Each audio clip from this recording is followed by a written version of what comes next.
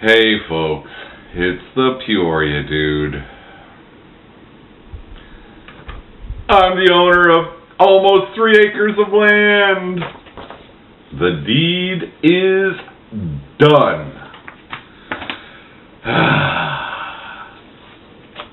Thank you.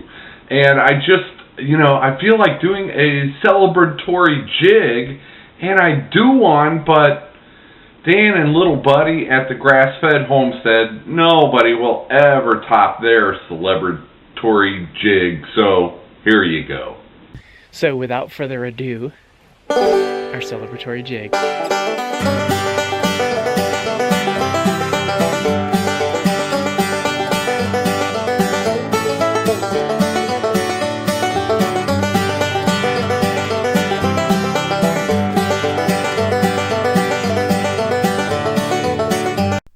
Red Star is where the property is located in the state of Arkansas, about an hour from Russellville, a little over an hour from Fort Smith, a little over 2 hours from Little Rock. The property is located in the top left-hand corner, a little yellow square I put there, and the rest of that is the Ouachita National Forest. Here you can see where it's located in between Blue Mountain Lake and the Ouachita National Forest. The yellow square is my property, and unfortunately it's by some chicken houses, but I'll be okay. This is an old shed or structure of some kind that's on the property, and the next shot, that is the ham radio tower. No clue what I'm going to do with that.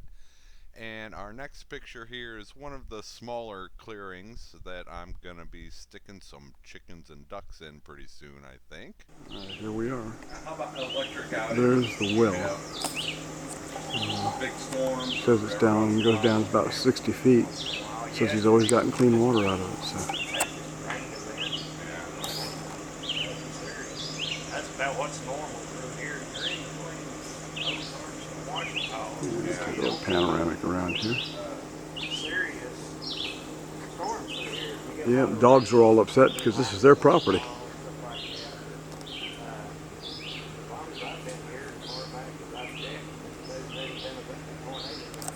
How many feet he said it went back here?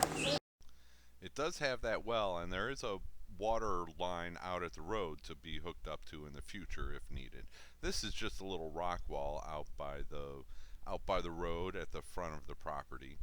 And our next video clip, this is one of the sheds that's on the property, and you can kind of see the shape that it's in and the overgrowth on it. And there's a quick view of the mobile home. Here's a side view of the mobile home that is on the property. It is older, holes in the wall, furnace and air conditioning don't work, and it is what it is. If you want to be my neighbor, that yellow triangle is for sale. It's 13 acres for $29,000, just down the road from me. And here's a pic of that 1996 Dodge Dakota. It does have 181,000 miles on it, but the price is right, so I think that one's going to be mine. Okay, that was a quick little recap about the property. And let's see, what else can I tell you about it?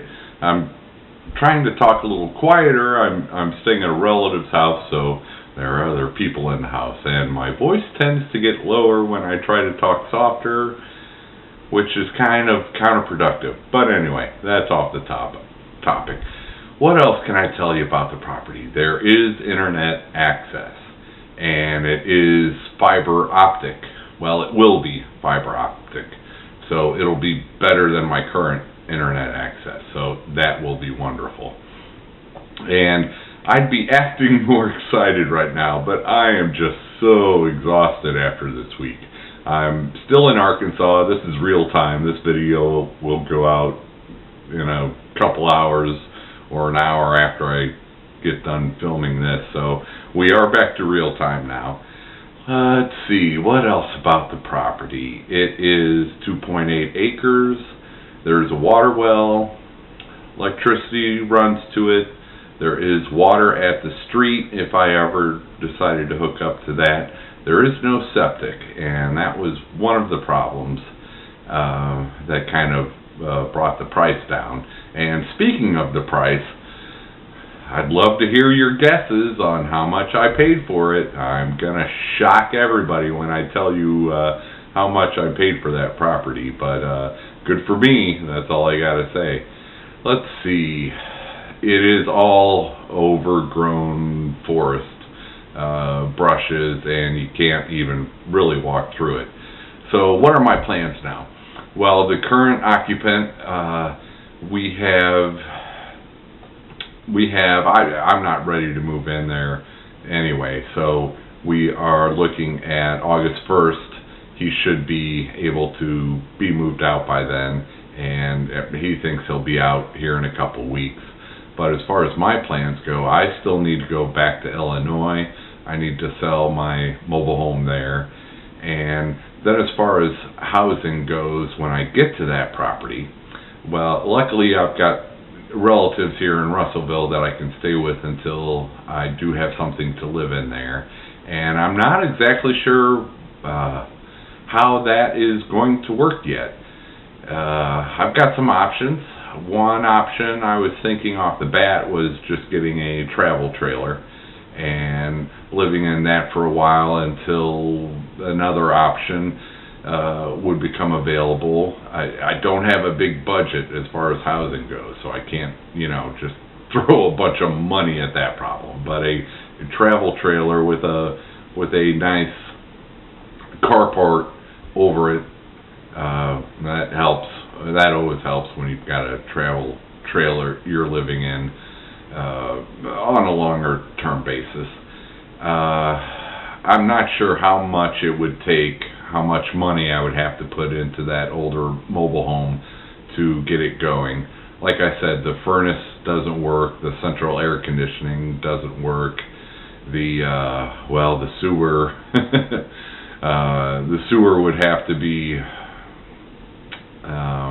something better than it currently is. So I'm going to have to go to a composting toilet and figure out a gray water system also. Whether or not I'm in the travel trailer or in the mobile home. Another option that I've been dreaming of forever is one of those shed conversions into a house. So, and I was talking to the Shedstead. Go check out the Shedstead's channel. He is converting a shed into a house as we speak. But one of the possibilities I was thinking is, how much can I salvage out of that mobile home in order to finish off a shed? Could I use the insulation? Could I use the bathtub shower, the sink, electrical wiring, plumbing, the kitchen cabinets? And so that's a possibility. The shed might be out of my budget right now, and we'll just have to see how that goes. So my plans is I will not be moving there before August 1st, and I do have to go back to Illinois and sell that property, and I do need to sell my little car, and then with the proceeds from that I can go ahead and get that truck. That truck is on hold for me, so it's not going to go anywhere. I've got some wonderful relatives that have been helping me out with all of this. So thanks to everyone. You know who you are. Thank you. This is a dream come true. It has been a dream of mine to at least give this a shot for many years. So this is finally a dream come true, and I am just exhausted. Let's see, what else can I tell you about the property? It's really close to Blue Mountain Lake. I look forward to going fishing there, getting some catfish. I need to learn how to cook crappie. Southern Arc Homestead, maybe you can go out and catch some crappie and do a video on that and teach me how to do it. Let's see. Thanks to the Grass-fed Homestead for that, for the jig clip. I would have done my own, but it's kind of tiring right now. And Miss Judy from MJ's Healthy Living asked me if I would be moving my current trailer down there to live in that, and that answer is no. That double wide, it would cost more to move it down there than I paid for the property, I am sure. So that mobile home I'm in now in Illinois is staying where it's at, but I will use the proceeds from that to figure out my housing situation down here. And as far as the property, clearing it will, to get it spaces where I can move to have chickens and ducks and turkeys and whatever. One thing I am thinking is just waiting until winter and letting most of that die off. That would be a lot easier to clear it out in the winter, I think. So there's probably, I probably won't be getting there until August, and there won't be a lot that I can get started on at that point, but I'll try to get started on everything I can. I'll be hoping that some of you out there might send me some fertilized eggs. I do have an incubator, so that would cut down on my startup costs. I do need to get one of those portable electric fences. I do want to start off with that. There is a lot of debris on the property from old sheds and stuff like that, which one man's junk is another man's treasure. Those will make great chicken and duck and turkey coops. So, some chicken wire, and I should have all the materials I need to get started as far as the poultry goes. And from there, once I do some clearing this winter, I'll have a much better idea of what is possible. One thing I was worried about, from my 10 reasons I want to homestead video, one of my goals is to leave the land better than I got it. And that is a concern for me with this property because it's a forest. It was meant to be a forest. So if I go chopping down all the trees, I am not leaving the land better than when I got it. But after seeing the property, I had that worry before I saw it. Now that I've seen the property, there are some really nice older trees, but most of it is just newer, thinner trees. They're only about that thick, and they are they're really tall because they're competing with each other to get to the sunlight. So in a proper agribusiness, forestry aspect, you would want to thin that out, and that is something I am going to do. I'm not just going to clear the land, that is for sure. Another thing that excites me about this are the neighbors, and I walked on their fields so I could get around to the back of the property and take a look at that. But I got to see the shape of their fields, and I'm thinking, boy, oh boy, could they use some Joel Salatin style methods on these fields to replenish them and to get them back up to snuff for cattle.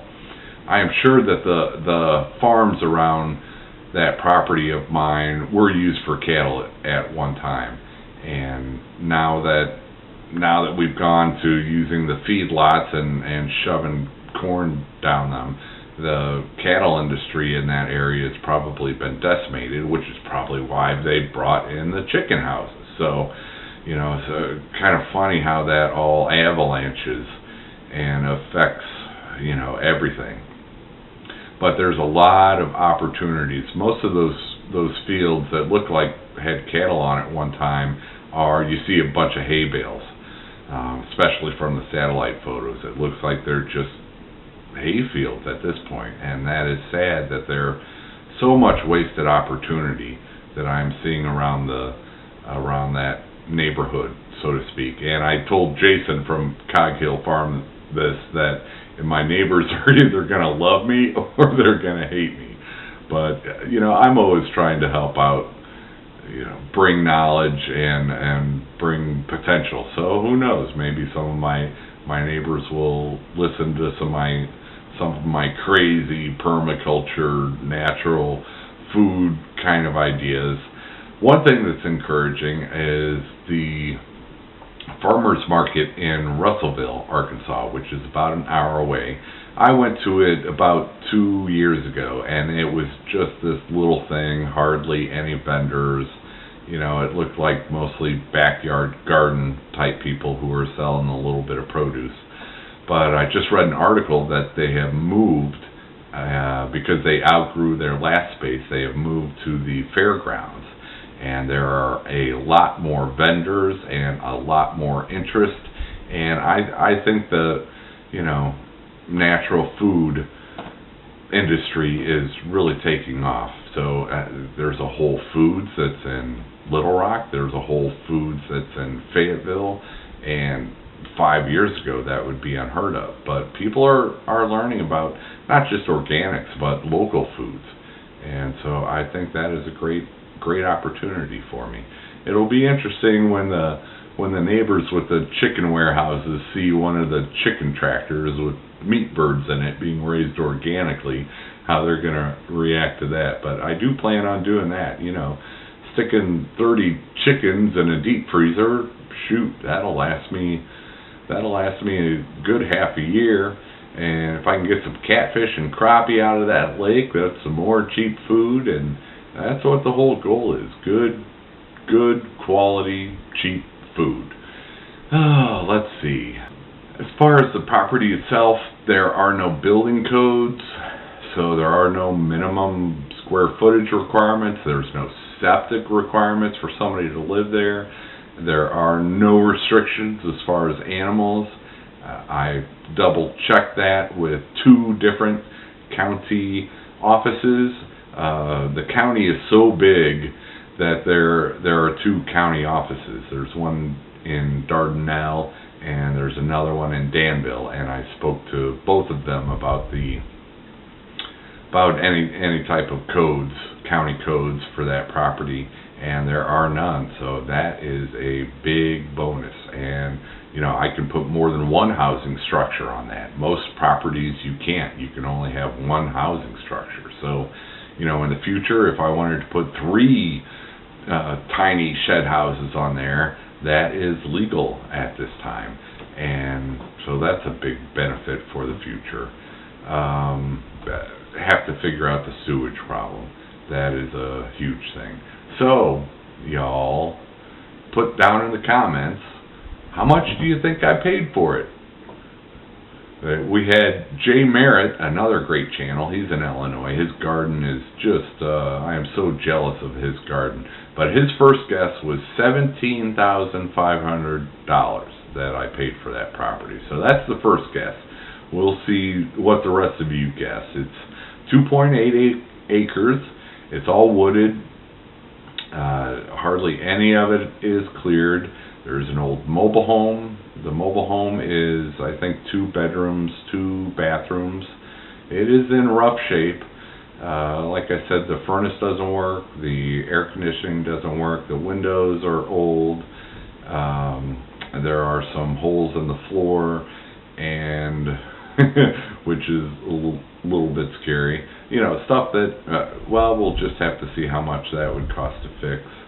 And then as far as the other structures, there's that one big shed that I'm not sure it's a shed. I think maybe they tried to build a house out of it at one point. Once I take, you know, possession of the property and he's out of there, I will definitely have more information about that. But that's the big shed, and at least the wood in there and the roofing materials. There's a lot of corrugated metal on the property that will be useful. There's another shed that is in very rough shape. You know, it's even hard to get to it because of all the overgrowth, and you know, that might be good for some chickens or ducks, or they don't care what things look like. And then there's one of those little metal shed buildings, like 8 by 10, that you see a lot, and probably not much can be done with that except to reuse the metal. And you know, that's a big thing on homesteaders, reusing and recycling. So I plan on doing that with a lot of the stuff that is there. There is some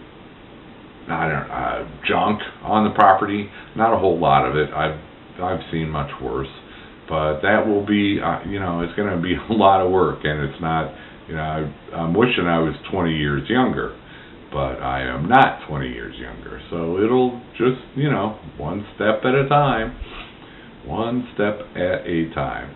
So those are my future plans. I need to go back to Illinois. I need to get that place sold. I do not know how long that'll take. Then I need to get back down here and figure out my housing situation on the property, whether or not I am going to just get a travel trailer or fifth wheel or something like that, something cheap, or if I'm going to put the money into getting that mobile home livable again. The roof did look okay, so that it does have that going for it, and it's already hooked up to water and electricity. So even if I'm not sleeping in there, there is value in that mobile home. A little shop for building stuff and cutting boards. With the electricity in there, I could put a deep freezer. There are, storage, and so there would be a lot of uses for that old mobile home if I'm not sleeping in it. The shed house it's tempting, but I think it's going to be out of my budget at this time. And then, once I get there, I just got to figure out how to make some income from it. And, a little bit here and there. It is interesting going through Craigslist ads in the area to see what's available, to see what other people are selling. And eggs, it looks like non-organic, but just farm fresh eggs are going for $3 a dozen on Craigslist. That's another thing about Arkansas is the business restrictions are a lot lower than in Illinois. There's no way that I would even attempt this in Illinois because, well, first off, to sell anything, you need a $650 business license in Illinois. And, that's just ridiculous. So it's a lot different down here. And I guess I'll leave you with that. If you've got a guess as to how much I paid for that 2.8 acres, put it in the comments. I'll be fascinated to see what everybody thinks about that. And then, well, I'm going to close out with a clip of the Dodge Dakota truck that it's on hold for me, so I got to get my car sold. I'm going to try to sell that here before I head back up to Illinois. So I will probably be here until at least the middle of next week.